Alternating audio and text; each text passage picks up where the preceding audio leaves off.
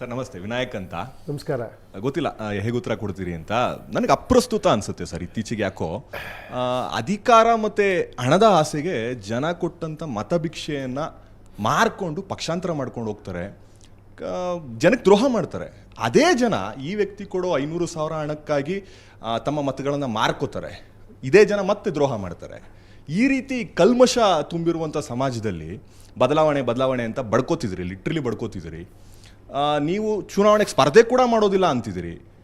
ನೀವು ಸೂಚಿಸುವಂಥ ವ್ಯಕ್ತಿಯನ್ನು ನಾವು ಹೇಗೆ ನಂಬೋದು, ಯಾವ ಆಧಾರದ ಮೇಲೆ ನಂಬೋದು ಅಂತ. ಒಂದು ನಿಮಿಷ, ನೀವು ಯಾವ ಪಕ್ಷದವರು ಫಸ್ಟ್ ಹೇಳಿ. ಕಾಂಗ್ರೆಸ್. ನೀವು ಏನಕ್ಕೆ ಇಲ್ಲಿದ್ದೀರಾ ಫಸ್ಟ್ ಆಫ್ ಆಲ್? ನನ್ನ ಈಗಾಗಲೇ ಹೇಳಿದ್ರಲ್ಲ.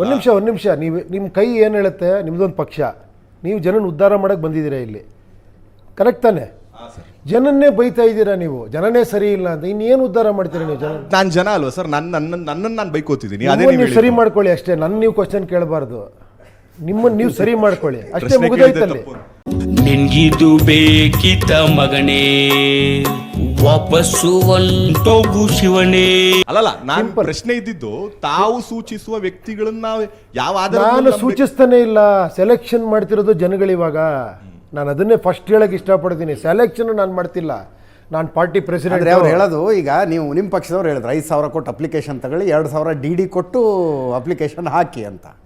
ಯಾರು ಆಸ್ಪಿರೆಂಟ್ಸ್ ಇದ್ದಾರೋ ಅವರ ಮಧ್ಯದಲ್ಲಿ ನಾವು ಒಬ್ಬರನ್ನ ಆರಿಸ್ತೀವಿ ಅಂತ. ಉಪೇಂದ್ರ ಅವ್ರು ಹೇಳೋದು ಜನರಿಗೆ ಬಿಡ್ತಾರೆ, ನಿಮ್ಮ ಕ್ಯಾಂಡಿಡೇಟ್ ಯಾರು ಆಗ್ಬೇಕು ಅಂತ ನೀವು ಚಾಯ್ಸ್ ಮಾಡಿ. ಈಗ ನಿಮ್ಮಂಥ ಯಂಗ್ಸ್ಟರ್ಸು ನೀವೇ ಒಂದು 50 ಜನ ಸೇರಿಕೊಂಡು ಒಬ್ಬನ ಸೆಲೆಕ್ಟ್ ಮಾಡಿ, ಹೋಗಯ್ಯ ನೀನು ನಿಂತ್ಕೊಳ್ಳೆ, ನಾವೆಲ್ಲ ಸಪೋರ್ಟ್ ಮಾಡ್ತೀವಿ, ನನಗೆ ಟ್ರಾನ್ಸ್ಪರೆಂಟಾಗಿ ಕೆಲಸ ಮಾಡಬೇಕು, ನೀನು ಕೆಲಸ ಮಾಡಿ ನಾನು ಕೆಳಗಿಳಿಸ್ತೀವಿ, ಇಳಿಬೇಕು ಅಂತ ಹೇಳಿ ಮಾಡೋಕ್ಕೆ ಸಾಧ್ಯ ಇಲ್ವಾ?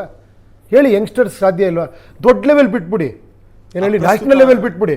ಒಂದು ಹಳ್ಳೀಲಿ ಆಗಲ್ವಾ? ಅಲ್ಲ, ಅಪ್ರಸ್ತುತ ಅನ್ಸಲ್ವಾ? ಅಲ್ಲ, ನಿಮಗೆ ಅಪ್ರಸ್ತುತ ಅನ್ಸೋದು ಅದು ಯಾವತ್ತೂ ಅಪ್ರಸ್ತುತಾನೆ. ಯದ್ ಭಾವಂ ತದ್ ಭವತಿ. ನಾನು ಏನು ಅನ್ಕೋದ್ರೆ ಜೀವನ ಹಂಗೆ ನಡೀತದೆ. ಸರ್ ನಾನು ಉದ್ಧಾರ ಆಗಲ್ಲ ಸರ್ ಅಂದ್ರೆ, ಬದಲಾವಣೆ ಆಸೆ ನಮಗೂ ಇದೆ. ಬಟ್ ಯಾಕೋ ಆಸೆ ಇದ್ದಿದ್ರೆ ನಂತರ ಟ್ರೈ ಮಾಡ್ತಿದ್ರಿ. ನಿಮ್ಗೆ ಆಸೆನೇ ಬತ್ ಹೋಗಿದೆ ಯಂಗ್ಸ್ಟರ್ಸ್ಗೆ, ಅದು ಬಹಳ ಭಯ ಆಗೋದು. ಒಂದ್ ಸ್ವಲ್ಪ ಕರುಣೆ ಇರ್ಲಿ.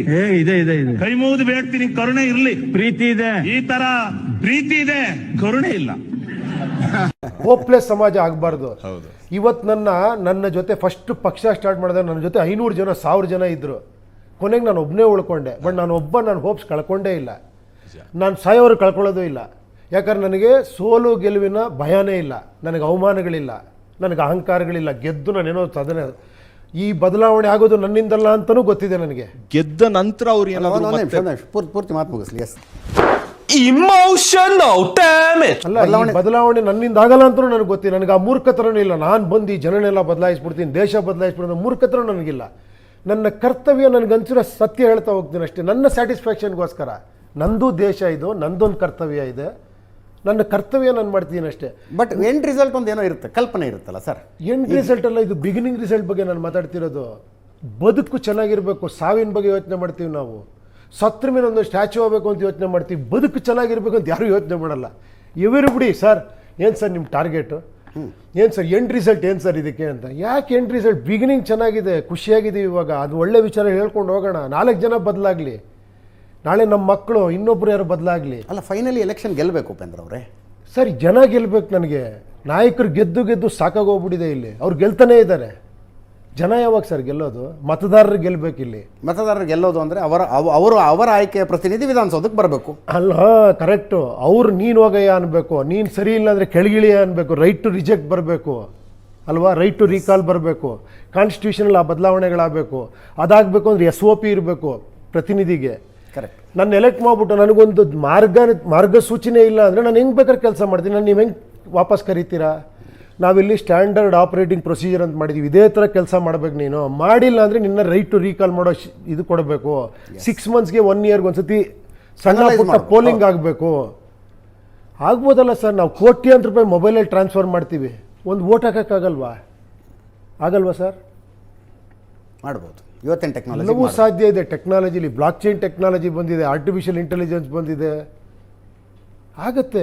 ಆಮೇಲೆ ಅಪ್ರಸ್ತುತ ಹೌದು. ಈಗ 200 ವರ್ಷದ ಹಿಂದೆ ಯಾವನೋ ಬಂದು ಹಿಂಗೊಂದು ಹಿಡ್ಕೊಂಡು ಹಿಂಗೆ ಮಾತಾಡ್ಕೊಂಡು ಹೋಗ್ಬೋದು ಅಂದ್ರೆ ನಾನ್ಸೆನ್ಸ್. ಅಪ್ರಸ್ತುತ ನೋಡಿ, ಇದು ನೀವು ಹೇಳಿದ್ರಿ ಕಲ್ಪನೆ ಅಂತ. ಮೊಬೈಲಲ್ಲಿ ಹಿಂಗೊಂದು ಬಟನ್ ಒತ್ತಿದ್ರೆ ನಾನು ಯಾವುದೋ ದೇಶಕ್ಕೆ ನಾನೊಂದು ಸುದ್ದಿ ಕಳಿಸ್ಬೋದು ಅಥವಾ ಮೆಸೇಜ್. ಅದು ಕಲ್ಪನೆ. ನೀವು ಬರೀ ಕಲ್ಪನೆ ಮಾಡ್ಕೊಂತಿದ್ದೀರಿ ಅಂತ. ಒಬ್ಬ ಕಂಡು ಹಿಡಿದು ಮಾತಾಡ್ದ, ಆಮೇಲೆ ಎಲ್ಲ ಸೂಪರ್ ಅಂತ. ಕಲ್ಪನೆ ಭಾಳ ಮುಖ್ಯ. ಆಮೇಲೆ ಅವ್ನು ಹುಡುಕ್ತಾನೆ ಅದನ್ನು. ವೈರ್ಲೆಸ್ ಫೋನ್ ಬೇಕು ಅಂತ ಒಂದು ಕಲ್ಪನೆ ಅದು. ಅವಾಗ ಅವ್ನಿಗೇನು ಗೊತ್ತಿರಲ್ಲ, ಕಲ್ಪನೆ ಮಾಡ್ಕೊಂಡ. ಈ ಗಾಳಿಲಿ ನಾನು ಅಕ್ಕಿ ಥರ ಹಾರಬೇಕು ಒಂದು ಕಲ್ಪನೆ ಮಾಡ್ಕೊಂಡ. ಆಮೇಲೆ ವಿಮಾನ ಕಂಡಿಡ್ದ ಅವನು. ಕಲ್ಪನೆ ಇಲ್ಲದೆ ಯಾವುದೂ ಮಾಡೋಕ್ಕೆ ಸಾಧ್ಯ ಇಲ್ಲ. ನಾನು ಮೈಸೂರು ತಲುಪಬೇಕು ಅನ್ನೋ ಆಸೆ ಇರಬೇಕು, ಆಮೇಲೆ ರೋಡ್ ಹುಡುಕ್ತೀನಿ ನಾನು ಹೆಂಗೆ ಹೋಗೋದು ಅಂತ. ನನಗೆ ಮೈಸೂರು ಹೋಗೋಕ್ಕೆ ಗೊತ್ತಿಲ್ಲ, ಸುಮ್ಮನೆ ಕೂತ್ಕೊಂಡು ಸರ್ ಏನು ಗೊತ್ತಾಗ್ತಿಲ್ಲ ಸರ್, ಏನೋ ಸರ್ ಎಲ್ಲೋ ಹೋಗ್ತೀನಿ ಅದು